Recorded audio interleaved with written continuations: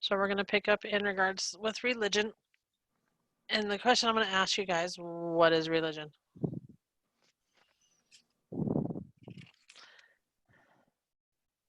Dead silence, right? When you're looking at it, the way how Durkheim's research kind of did it, he looked at it at 3 different ways. He looked at it from a point of no particular belief or practice common in all religion.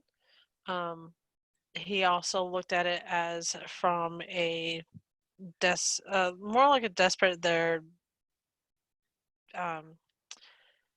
diversity in regards to it. I know some people criticize in regards to what people are, regardless of what they believe and what they follow. It's their right. It's their religion.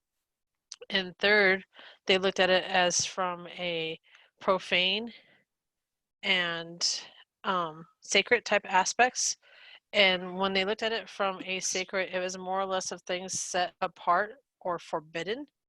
And then when they looked at the more of the profane, it was a term for common elements in everyday life.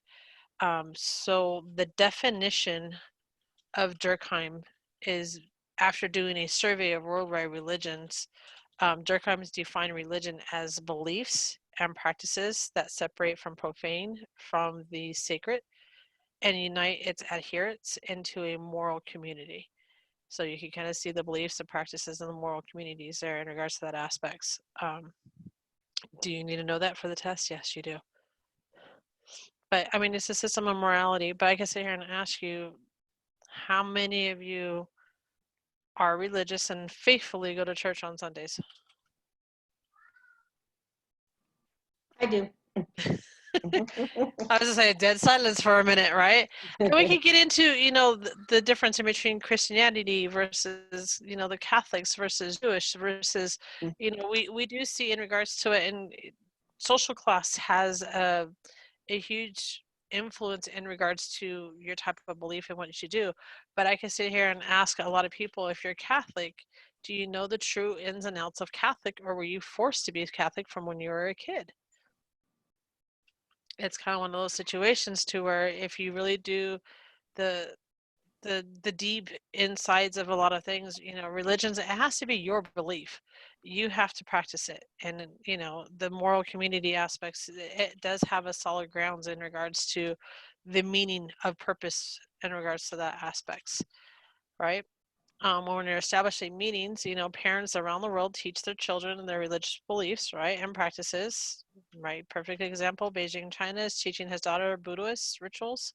I for many, many years, I've had my nails done, and many, many years, I've seen, either a Buddha, or you see a cat, or you see, excuse me, a plate full of fruit, and, until I went through schooling and stuff like that, and I understood the reasons and why and how comes, from somebody that's not familiar with that type of religion, you kind of look at it as being what?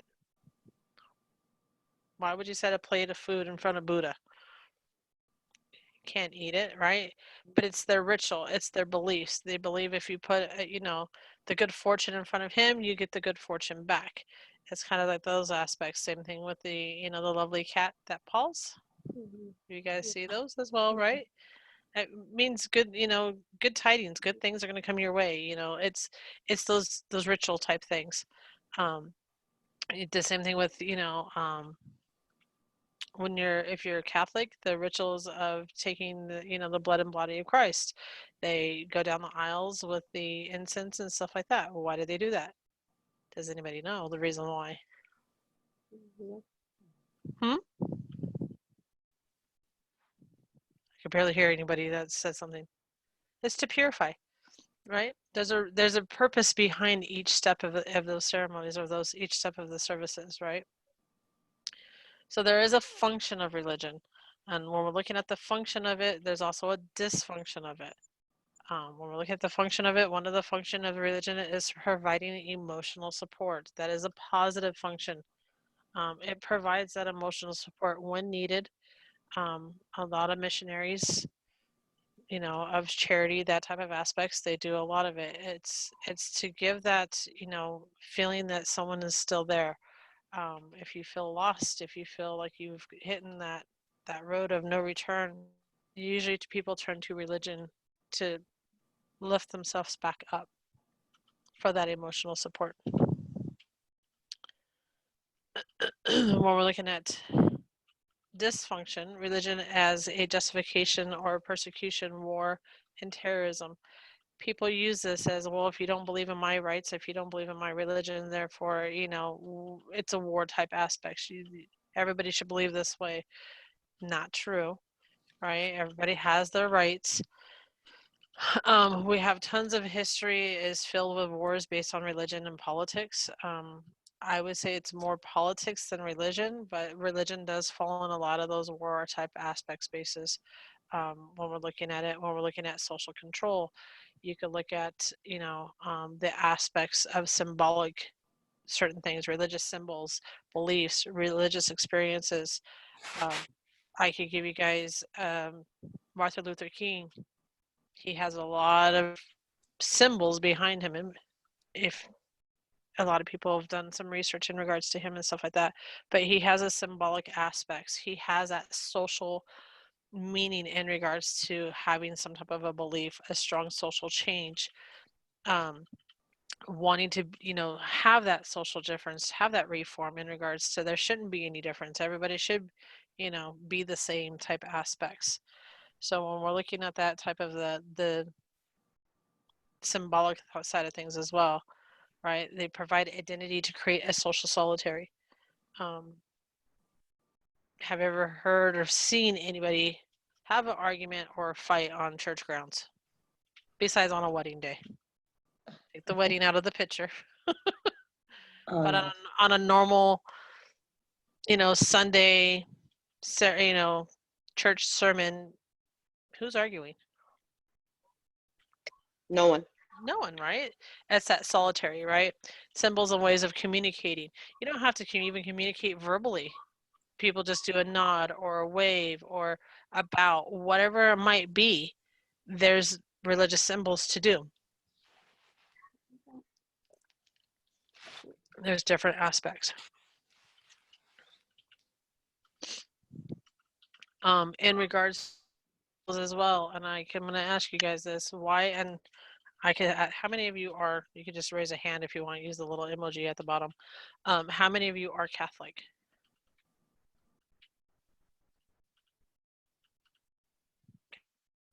I can't find the hand, but me. There's a hand. I promise. It's a little emotion at the bottom. It's either a hands Oh, up yeah. or a thumbs up or whatever it is. I don't know what it is. But I know that there you go. Whatever. Go ahead. I was raised Jehovah Witness. My grandma's a Jehovah's Witness, so by all means, there's certain symbols there, is there not? And there's certain symbols on the Catholic side. Why do women cover their head in a veil? Yep. Lot. There's a symbol in regards for women who wear a veil. It's usually to, one, mourn. Two is because they are not able to accept communion because they were probably married within a Catholic church and haven't gotten it resolved through the Catholic Church, so therefore they can't take a communion anymore.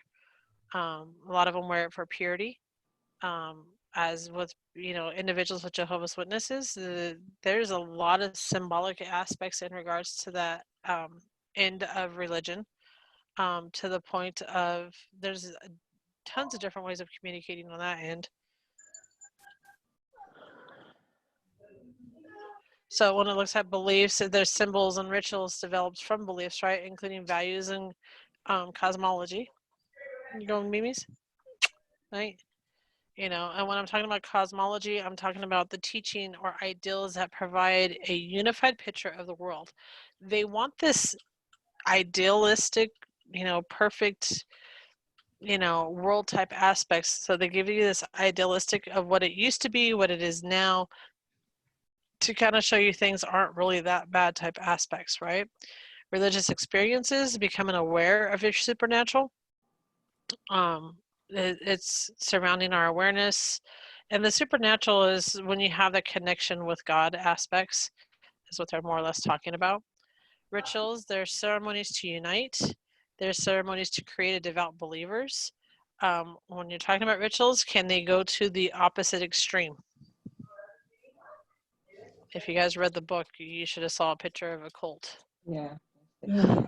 You know, those are rituals. I mean, your book had the pictures of the KKK. Your book had the pictures of different type of ceremony rituals. There was actually a guy holding a little girl basically on a leash, right?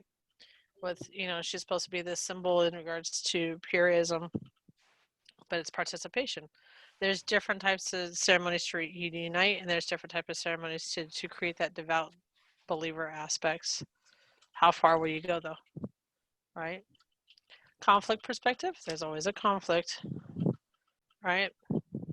Opium of people, it's basically a Marx way to avowed the atheists who believe that the existence of God was impossible. Depending on who you talk to, there's different people that have the different aspects in regards to their beliefs.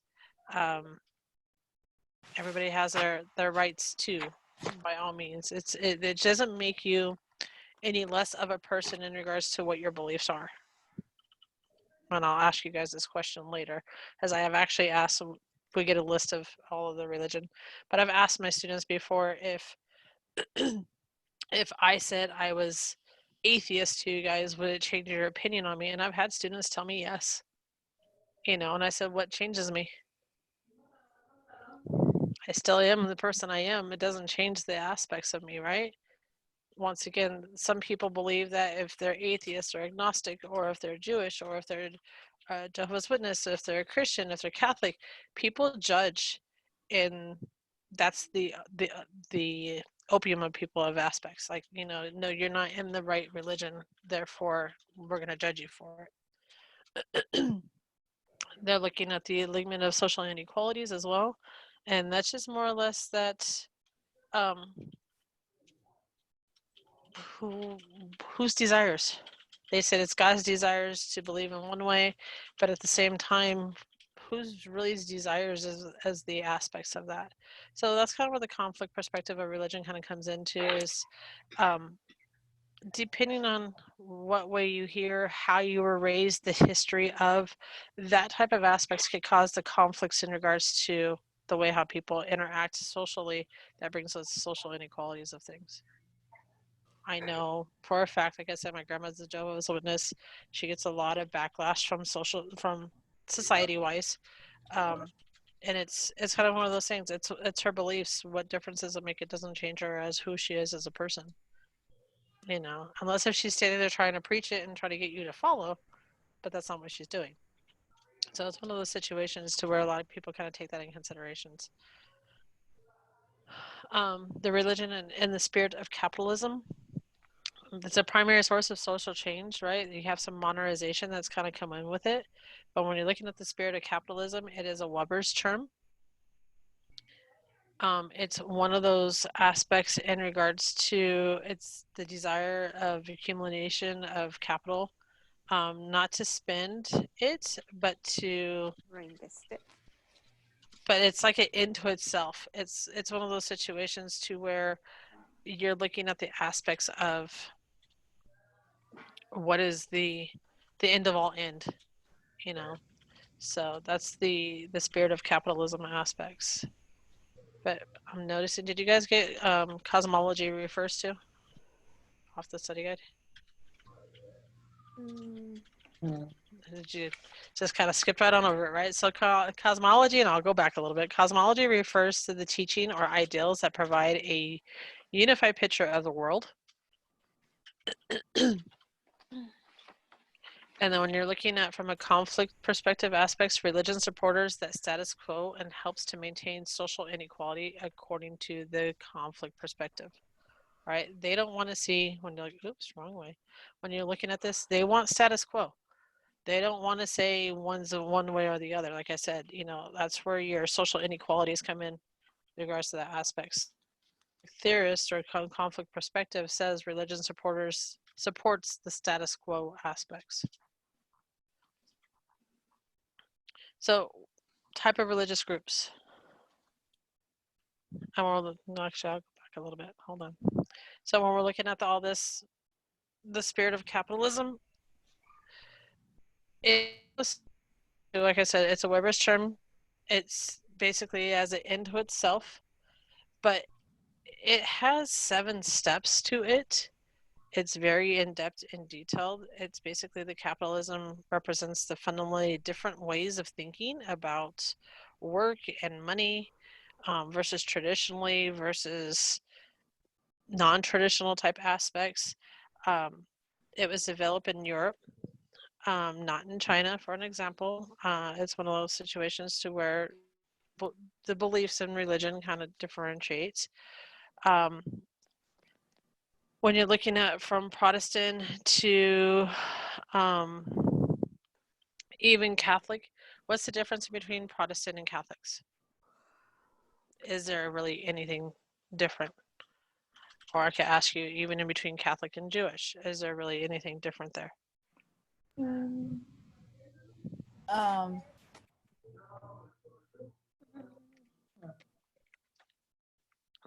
The organization, you're absolutely right. It's just an organization. They teach it, they sermon out of the same Bible scripts, they sermon out of the same song scripts, they do all the same steps, you know, just like from Christian to Catholic. What's the difference in between the ceremonies or the rituals?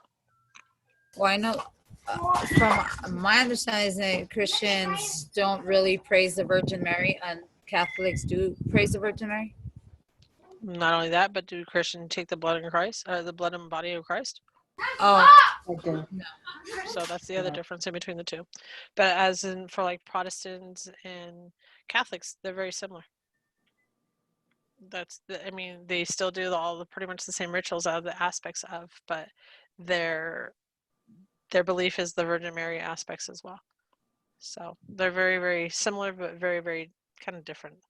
But when you're looking at the Protestant ethics, it's a Weber's term to describe the ideal of self-denying, highly moral life accompanied by theft and hard work.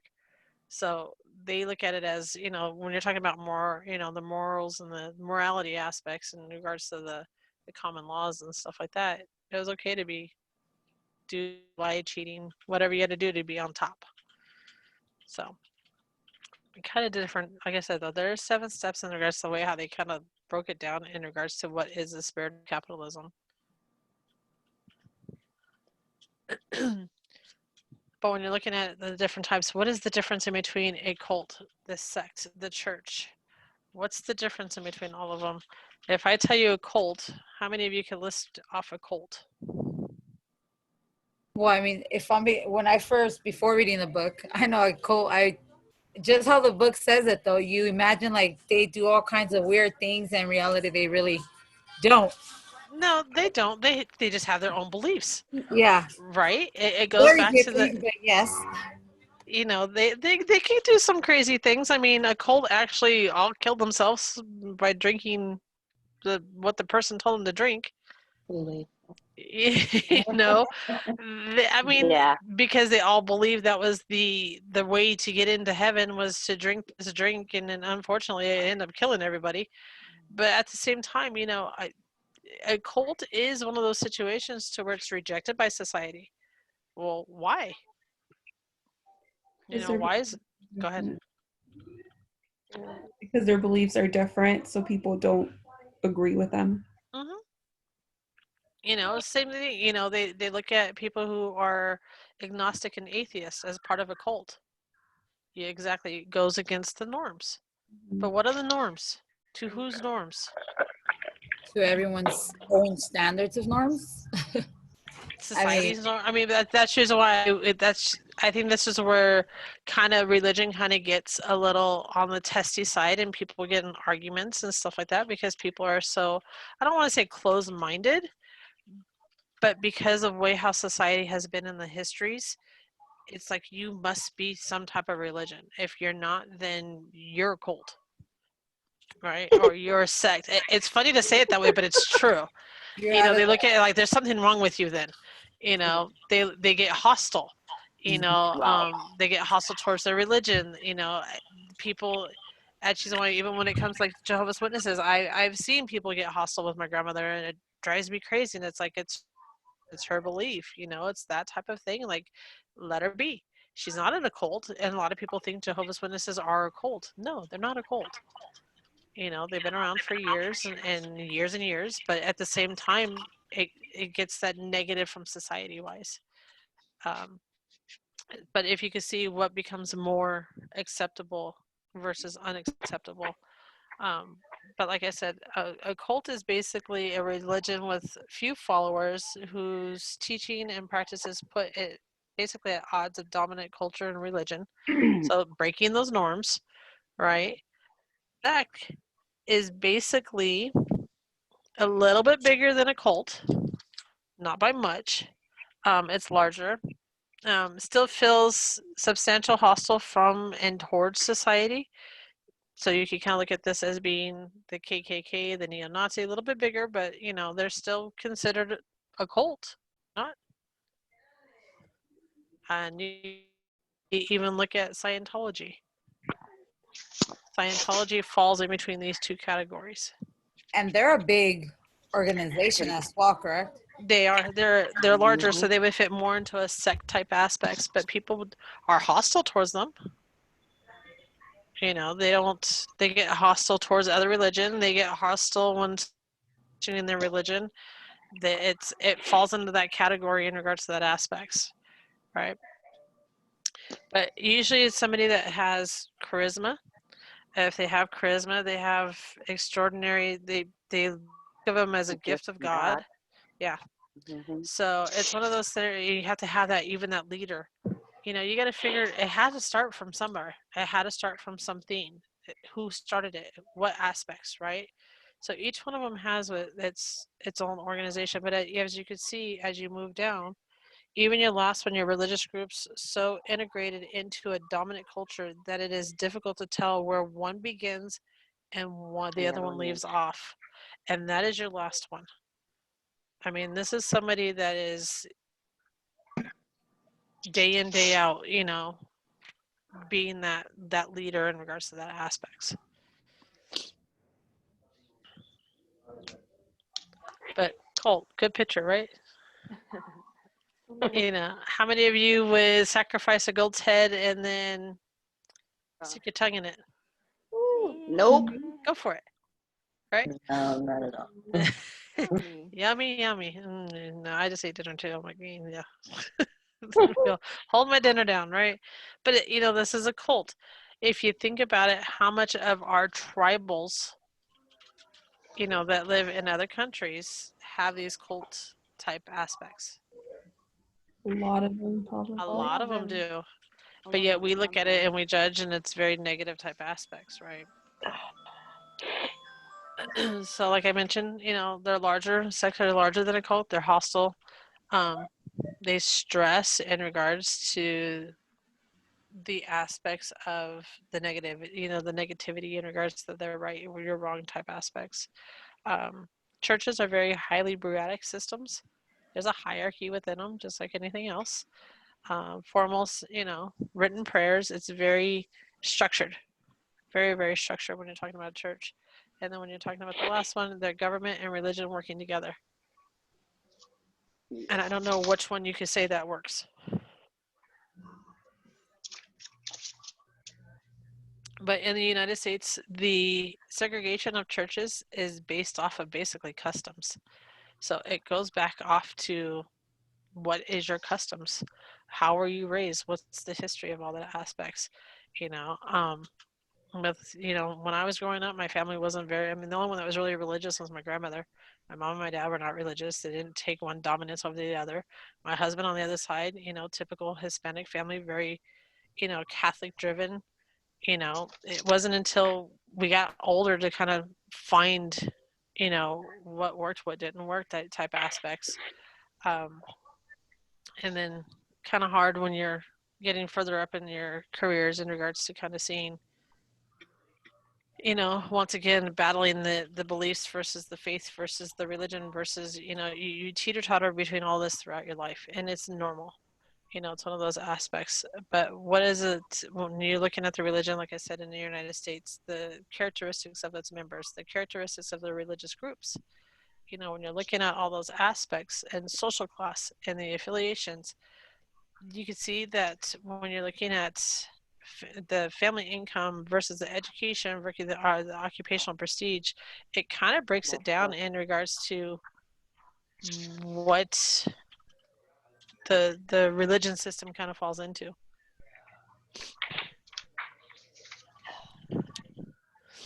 Does this surprise anybody? No. Nope. It's pretty accurate, believe it or not, right? Mm-hmm. When you look at the family income aspects, it falls pretty much in line. And unfortunately, it's, you know, the aspects of education plays a lot of key. I think the other aspects of it has to do with the occupation you're in as well. Occupation is a key factor in a lot of religion. It's just one of those things, but you could even break it down between race and ethnicity. You know, your charismatic members, and I chuckle and laugh at this picture every time I see it, because here you see a very, you know, members that are very enthusiastic and they're holding their religious rituals and they're mold their identities and their bonds and to one another and all those aspects, right? Very in depth and meaningful. And then I see this kid right here. It's like what I'm doing here. Uh-huh. And He's this single. kid right here, right? What do you see? They're not into. Uninterested, yeah. They're uninterested. Not interested, but what's usually happening in this type of situation? You're going to church with me. Yeah. Parents Let's make get so. going. Mhm. March it. Let's go. Get ready. You're going. They're being forced to go. So it's kind of one of those situations where you get this, and I even laugh because they're all kids. You know, it's one of those situations where they're all kids, and you see the ones that are a little bit older. It's, you know, that are more involved, more engaged, more all of that aspects. You know, like I said, when I was a kid, I went with my grandmother. By all means, I did. But it was like one of those situations. I probably look like this.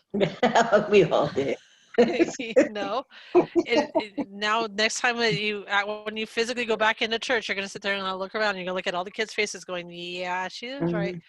But they're forced to be there. They have no desire to be there. They're doing it because they're being told to do it. But it still bonds them to what? There's still a bond there. There's To still, the That upbringing. really To the upbringing. Sorry. To the upbringing, even though they're didn't want to go at the time, because I can use myself as an example. None of them made us go to church and things of that nature, but it instilled, even though I didn't want to go and I strayed away as I got like in my teens and 20s, but I came back to it after I had my own family, because I can understand more as I got older and matured exactly what she was trying to instill. And Yeah. it made it, you know, so. But as a kid, that's the last thing you want to be told what to do. It's, I mean, in all honesty, you don't want to be told what to, you know, what to do. And I remember hearing my mom and my dad fight a lot. When my grandma was like, "Oh, she's gonna go to church with me," and my dad be like, "Mm-mm," and "mm-mm" wasn't the words that he used. I remember still to this day what words he used. But at the same time, it gave me, like I said, it gave me more of an open mind in regards to, you know, there is no right or wrong. There really isn't. It's a matter of what you believe, and it's a matter of in regards to what you want to follow, what faith you want to follow, what religion you want to follow, what you want to accept, what characteristics of a member do you want to be. You know, do you want to be the kid of just like, whatever, I'm here, or do you want to really partake and really, you know, understand and grasp it and understand it type aspects. So, you know, I think that's where a lot of the aspects of religion kind of falls on either side, because it does mold identities to a certain extent. What really molds identities is who. The parents, right? Yeah. You know, well, it has to come from somewhere. So it's one of those aspects. So you have a lot of characteristics in regards to that aspects when you're looking at from religious groups and that aspects. And once again, you have religious groups that get clumped in, just like race and ethnicity, into one area. When you're looking at religious groups and you're looking at Christians or Christianity, you can see their members. There's a lot of members, which out of the percentage of U.S. adults, not kids, U.S. adults, 18 or over, that's able to make their own decisions, it's about 70%. I would say it's probably kind of fluctuates in between the little bit higher, maybe a little bit lower. These are statistics I want to say from 2017. So it's been a few years. I have a question. Why isn't Scientology in, or where would that fall under in this? This is 2017, so Scientology hasn't taken its remarkable outbreak yet. Oh, okay, got it. But actually, it falls underneath more of the world religion type aspects or other faiths. But they're a big number as well, though, correct? So they would. They are. Okay. They are. So if you're looking at it like Roman Catholics, Mormons, Jehovah's Witnesses, Orthodox, other Christianity, you know, these are like your born again Christians, those type aspects. Other religious groups, if you notice, Jewish, Muslim, Buddhism, Hindu, they kind of get put underneath other and not even a characteristics of their own. You know, and same thing with Jewish, Muslim, Buddhist, Hindu. I think all of these are taking a little bit more of a higher stance now because people are being more receptive to them. They follow certain portions or, you know, non-portions and other that type of aspects. Other types of faiths, that's where the Scientology kind of comes in, or other world religion, same thing. I think they're kind of split in between to this one because a lot of people don't like to say they're Scientology because sometimes they get the backlash.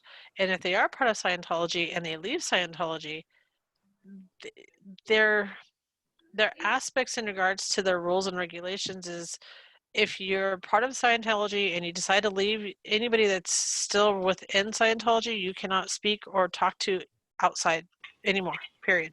End subject. Even though you guys may be friends and very close friends, you're no longer to talk to one another. Every time I think of Scientology, I always think of Tom Cruise because I know he's a very big Advocate for it. Yes, and then now that you mention it, I know I've heard that reasons that he does not communicate with I forgot her name. His His wife, Jada. Yeah, he doesn't. Jada Pinkett. No, his ex-wife. I forgot what her name is. Due to that, she left Scientology. Nicole So Kidman. he hasn't spoken to her in a long time. Or it was I think it's Nicole Kidman who also left, but his other wife, Katie Holmes. Katie Holmes, same thing. Oh yeah. Uh-huh. There's another actress that has her own show that is actually on TV, and I've watched bits and pieces in regards to it, where she's questioning people in regards to Scientology and why they left and all that type of aspects, and you know, and she's making a pretty much the stance in regards to that. She's trying to show that it is a cult. So has her own Liam. I can't think of her last name. Oh, I know who you're talking about. Neeson? Yeah. No, it's she was on Kings and Queens. I can't think of her name. Yeah. Oh, okay, I know who. He just said it. So there you go. Yeah. So I mean, she was part of the Scientology. She left, and she was basically your class members even wrote it in there. Look at you go. But it's one of those situations to where I mean, she's trying to like make everybody be fully aware in regards to, like, before you join, know the ins and outs. So it's one of those situations to where there's different characteristics, the religious groups of not identifying with a religion, not in a particular, agnostic and atheist. Do you guys know the difference in between agnostic and atheist?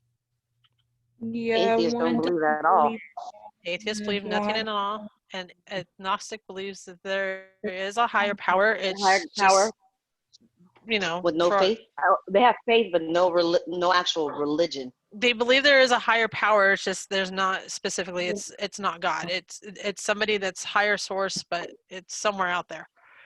Um, you know, but like I mentioned, I've asked all of my classes this. You know, if I was atheist, does that change who I am? No. No. I've No. had people tell me yes. I think no, but I think depending on who you're talking to, they'll take religion very, very. How do I mean, Extreme. it's out of norm for them to not to have some type of faith that you follow. Exactly. And because if you say that you are agnostic or if you are atheist, like I said, you are breaking those typical religious Norm. norms or history norms, or they think that you have no moral values.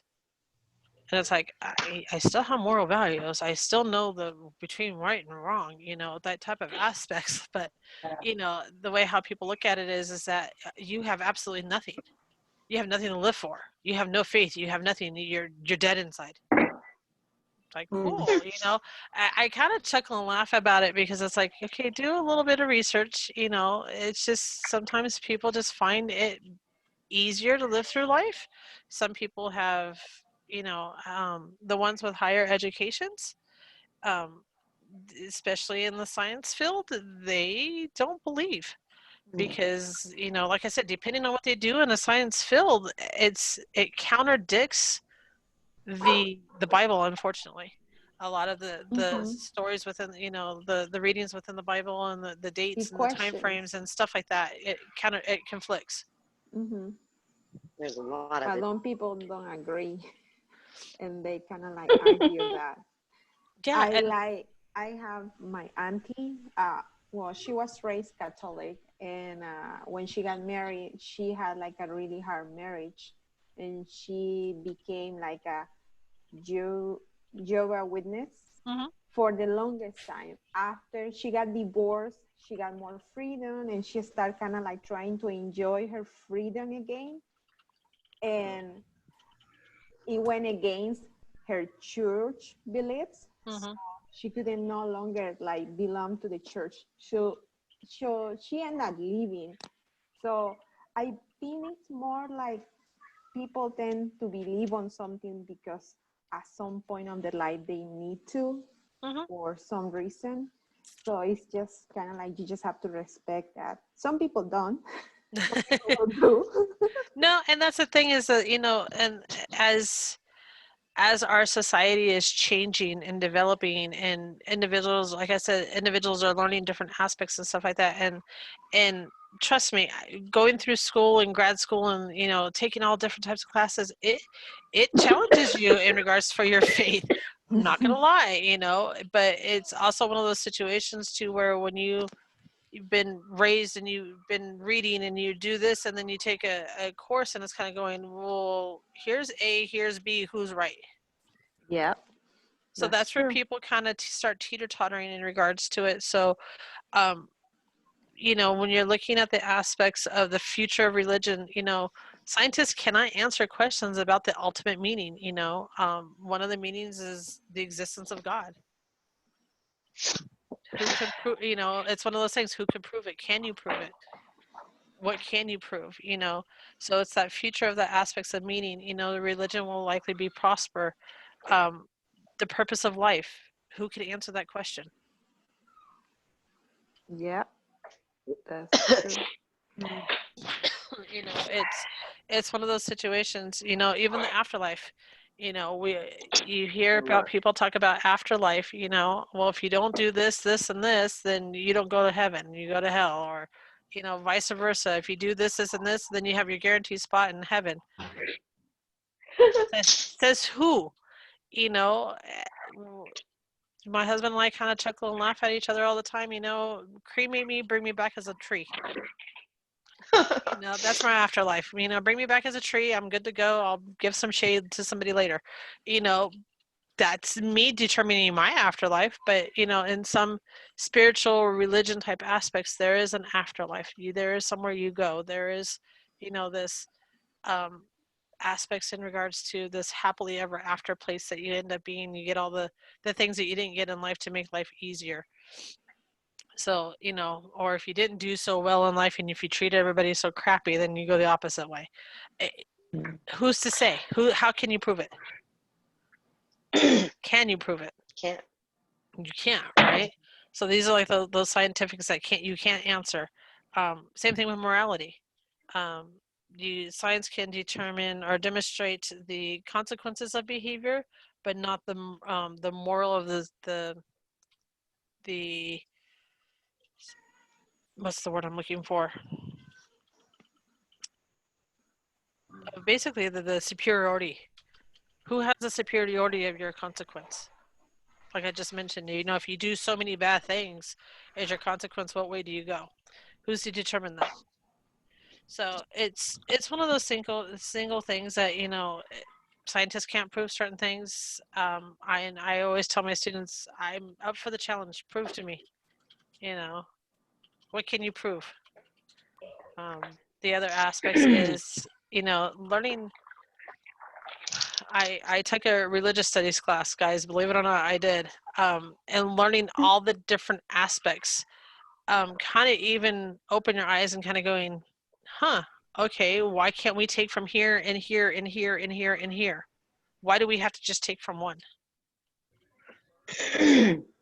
If you really think about it, why do you have to claim yourself as being Christianity, or why do you have to claim as Catholic, or why do you have to claim yourself as being Jewish or Muslim, or why can't you claim all of them? Never thought about that one. Why can't I take a little bit from here? Why can't I take a little bit from here, and a little bit here, and a little bit here, and a little bit here, and kind of make my own way? But it's still belief, and it's still religion. And I'm still following those rules, and I'm still following the aspects of the norms. Correct? I got everybody kind of going the deep side of things, right? But it's If what you follow them all, it would be too contradicting, though. Exactly. It's too much of a contradiction, because one believes one way, one believes another, one believes another. So, but if you're just pulling out the bits and pieces that you want, it's still not going to work, because eventually they're going to contradict with one another. So how people can attend church virtually. I don't know. How can you guys attend church virtually? It's a new thing now, right? I tried it, and it was not the same. It's not the same, but it's one of those situations too where it's becoming more and more popular in regards to the aspects, and even ancient temples, ancient prayer customs. This here is a monk. It's connected to the internet as he goes through his Buddhist rituals aspects. It's things are becoming more virtual, more technology. I remember, I don't know, 20 years ago, there only used to be maybe 2 or 3 channels on TV to where you could catch a ceremony, or not a ceremony, but a custom in regards to which one you wanted, whether if it was Catholic, or whether if it was Jewish, or whether if it was Christianity type of aspects, on what one you wanted to watch. Now on Sundays, I want to say it's just about every single channel, and take your pick, which one you want to watch. Not only that, if your local churches are even doing virtually right now, because you can't go into the churches, they have set up the I don't know if they're doing them through Zoom, or if they're doing it through some type of like a Google Hangout, I don't know, or through Yeah, it's YouTube through even. Zoom. It's running through Zoom. I know they even do it through YouTube. So where you log on and you watch a live stream of it, and you're getting your church services through that aspects. It's a lot easier for people to do, tweets, apps, texting during in the sermons, texting your questions in regards to what you want and what you need, staying where you need. The other one is telephone conference calls. I know with my grandmother now, she's older. If someone doesn't come by to pick them up to take them, she calls in. That's how she listens to it, you know. So there's different types of rituals, different type of aspects, different type of growth when it comes to technology and the digital age, and people are feeling less judged because now they don't have to go face society. They could do it in the privacy of their own homes. And that is it for the religion portion. Do you guys have any questions, or did I leave anything out, or did I kind of make you scratch your head and go, what in the world did you just say? By all means, please, please ask.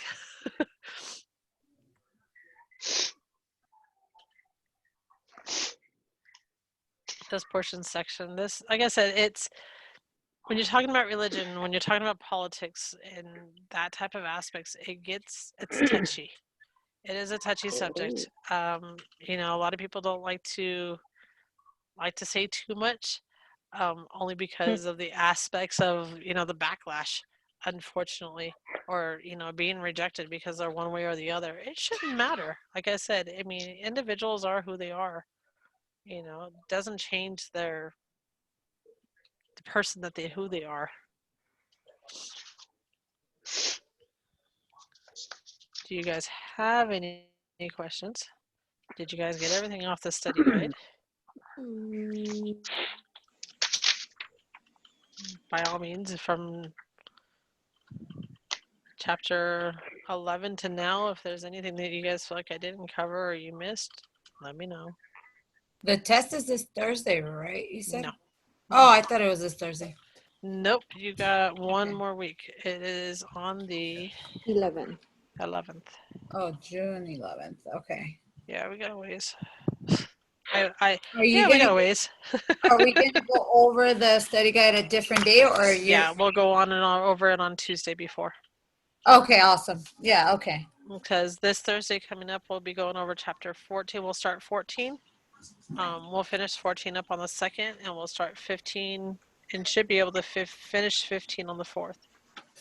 Okay. And then that leaves open the 9th. And then your guys' last day. So technically only 2 more weeks left. Our last day would be the 11th, right? Mm-hmm. Okay.